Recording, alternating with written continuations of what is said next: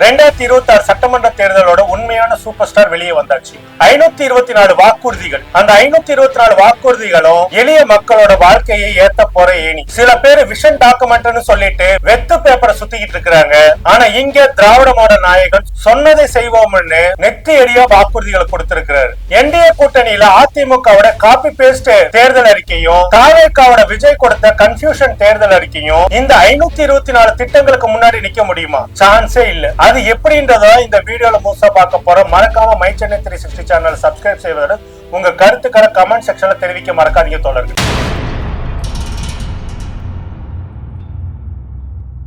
My Chennai 360 தோழர்களுக்கு வணக்கம். நான் உங்கள் கல்கி கோபிநாத். நேற்று மாலை 6 மணியில இருந்தே ஒட்டுமொத்த தமிழ்நாட்டோட அரசியல் களத்தையுமே அதிர வச்சிருக்கிறது திமுகவுடைய 524 தேர்தல் வாக்குறுதிகள். கடந்த 2021 சட்டமன்ற தேர்தல்ல ஹீரோவா இருந்த தேர்தல் அறிக்கை இந்த 2026 தேர்தல்ல முதல்வர் ஸ்டாலின் அவர்கள் சொல்ல போல ஹீரோ மட்டும் இல்ல ஹீரோயினும் சேர்த்து வந்திருக்கா அப்படின்னு சொல்லியிருந்தாரு. ஆனா இந்த தேர்தல் அறிக்கை அப்படின்றது பாத்தீங்கன்னா முழுக்க ஒரு சூப்பர் ஸ்டார் அறிக்கையாவே இருக்குது. அப்படி இந்த 524 அப்படி திமுக கொடுத்த இந்த 524 தேர்தல் அறிக்கையில என்னென்ன விஷயங்கள் ஏழை மக்களோட வாழ்க்கையை வந்து முன்னேற்றத்துக்காக இருக்குன்றத இந்த வீடியோல பார்க்க போறோம். அதிமுக கொஞ்சம் கொஞ்சமா ஏதோ சினிமாவுக்கு ட்ரெய்லர் ரிலீஸ் பண்ணாம அப்பப்ப தேர்தல் அறிக்கையை வெளியிட்டு காமெடி பண்ணிட்டு கிட்டத்தட்ட திமுகவுடைய கடந்த கால தேர்தல் அறிக்கையை திமுக அரசு செய்து கொண்டே இருக்கின்ற நடைமுறை திட்டங்களையுமே தங்களுடைய தேர்தல் அறிக்கையை வெளியிட்டு இருந்தாங்க. அப்படி காப்பி பேஸ்ட் அடிச்சு வெளியிட்ட அதிமுக தேர்தல் அறிக்கை இப்ப காணாம போகுது. ஆனா திராவிட மாடல் நாயகன் வெளியிட்ட இந்த தேர்தல் அறிக்கை 2026ல கல்விக்கும் தமிழ்நாட்டு குழந்தைகளோட எதிர்காலத்துக்கும் வலு சேர்க்கிற மாதிரி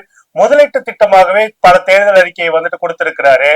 குறிப்பாக 1 முதல் 5ஆம் வகுப்பு வரைக்கும் இருந்த காலை உணவு திட்டத்தை இப்ப 8ஆம் வகுப்பு வரைக்கும் 1 முதல் 8ஆம் வகுப்பு வரைக்கும் உயர்த்தி பள்ளிகள்ல பசின்ற வார்த்தையோட மாணவர்கள் வந்துட்டு இருக்கக்கூடாது அப்படின்றதுக்கு திட்டத்தை மேம்படுத்தி இருக்கிறாரு. இதுதான் திராவிட மாடல். யோசிச்சு பாருங்க, கூலி வேலைக்கு போற பெத்தவங்க தன்னோட குழந்தைக்கு காலையில சாப்பாடு கூட சரியா கொடுக்க முடியலன்றதுக்கு கவலையில இருக்கும் போது அந்த குழந்தைகளுக்கு சரியான சத்துணவை வந்துட்டு அரசாங்கமே ஊட்டி விட்டு அந்த குழந்தைகளோட கல்வியையும் கற்றல் திறனையும் பாதுகாப்பதோடு இந்த திட்டத்தின் மூலியமாக மட்டுமே மாசம் 1500 ரூபாய ஒரு குடும்பம் வந்து மிச்சப்படுத்த முடியுதுன்ற ஒரு பொருளாதார விஷயமும் இதுல இருக்குது.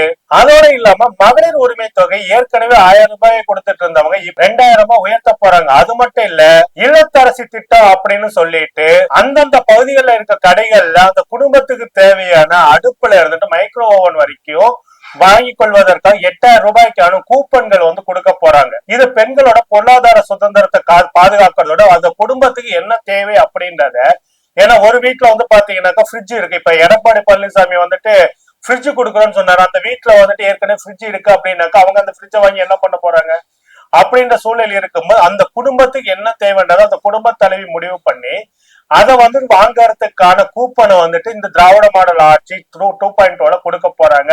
அப்படி அதான் ஒரு குடும்பத்துக்கு என்ன தேவைன்றத குடும்ப தலைவிக்கு தான் தெரியுன்றதுனால அது என்ன வாங்கணும் வாங்கக்கூடாதுன்றதையும் அந்த குடும்ப தலைவியை முடிவு பண்ணிக்கலான்றதுதான் இந்த 8000 ரூபாய் கூப்பன்ல இருக்கக்கூடிய முக்கியமான ஒரு விஷயமே. டெல்லியில இருந்து வரவங்க பெண்களோட பாதுகாப்பு, பெண்கள் புனிதம்னு சொல்லிட்டு அவங்கள வந்துட்டு பாத்தீங்கன்னாக்கா ஒரு விதமான மாயக்குள்ளதான் கட்ட வச்சு அவங்கள வந்துட்டு ஒரு அடிமைத்தனத்திலே வைக்க பார்ப்பாங்க. அவங்களுக்கு பொருளாதார சுதந்திரம் இருக்கக்கூடாதுன்றதில் தெளிவாகவே இருக்காங்க. ஆனா நம்மளுடைய திராவிட மாடல் நாயகன் பெண்களோட கையிலேயே பொருளாதார சுதந்திரத்தை கொடுத்து அவங்களுக்கு தேவையான பொருட்கள் அவங்களே தேர்ந்தெடுக்க வைக்கிறதோடு அவங்களுக்கு பொருளாதார அதிகாரத்தை சேர்த்தே கொடுக்கிறாரு.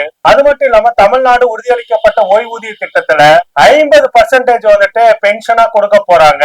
இது இந்தியாவுக்கே ஒரு முன்னோடி திட்டம். அது மட்டும் இல்ல, இந்த மாதிரி ஒரு விஷயத்த வந்துட்டு ஒன்றிய அரசு யோசிக்காத விஷயம் தான். 2030க்குள்ள ஒவ்வொரு மாவட்டத்திலுமே நியோ டைடல் பார்க் வந்துட்டு உருவாக்கி அது மூலியமாக இளைஞர்களுக்கு வேலை வாய்ப்பை வந்துட்டு ஏற்படுத்தி கொடுக்க, குறிப்பாக வேலை வாய்ப்புக்காக இளைஞர்கள் வந்துட்டு அவரோட சொந்த ஊரையில சொந்த மாவட்டத்தை விட்டுட்டு வெளியூர்ல வந்துட்டு தங்கறதுக்கு இடம் கொண்டு எல்லாத்தையும் தேடி கஷ்டப்படுறதை விட அந்தந்த மாவட்டங்கள் இந்த மாதிரி நியோ டைடல் பார்க்ஸ் அமைக்கிறது மூலியமாக அந்தந்த மாவட்டங்கள்லயே பல ஐடி கம்பெனிகள் வந்துட்டு எல்லாமே உருவாகும். அது மூலியமாக அந்தந்த பகுதிகள் அந்தந்த மாவட்டங்கள் இருக்க பகுதிகளும் வந்துட்டு வேகமாகவே வளர்ச்சி விடுறதுக்கும் பொருளாதாரத்துல முன்னேறதுக்கும் மிக முக்கியமான திட்டமாகவே இது இருக்கும். அதாவது அந்தந்த ஊர்ல ஐடி வேலை, இது மூலியமாவே தமிழ்நாட்டுடைய மிகப்பெரிய கனவான 1 டிரில்லியன் எக்கானமியை வந்துட்டு ரொம்ப ஈஸியாவே அச்சீவ் பண்றதுக்கு ரொம்ப வாய்ப்பு இருக்குது. இதெல்லாம் வெறும் கனவு இல்ல, 18 லட்சம் கோடி முதலீடு நோக்கிய பயணம். கடைசியா ஒன்னேதான் சொல்லிக்கிற, திமுகவுடைய இந்த தேர்தல் அறிக்கை முதல்வர் ஸ்டாலின் அவர்கள் சொன்னப்ப ஹீரோ ஹீரோயின் தேர்தல் அறிக்கைன்னு சொல்லப்பட்டாலும், இந்த தேர்தல் அறிக்கைக்கு அப்புறமேட்டு மக்கள் கொடுத்திருக்கிற ரெஸ்பான்ஸ் எல்லாமே பார்க்கும் போதே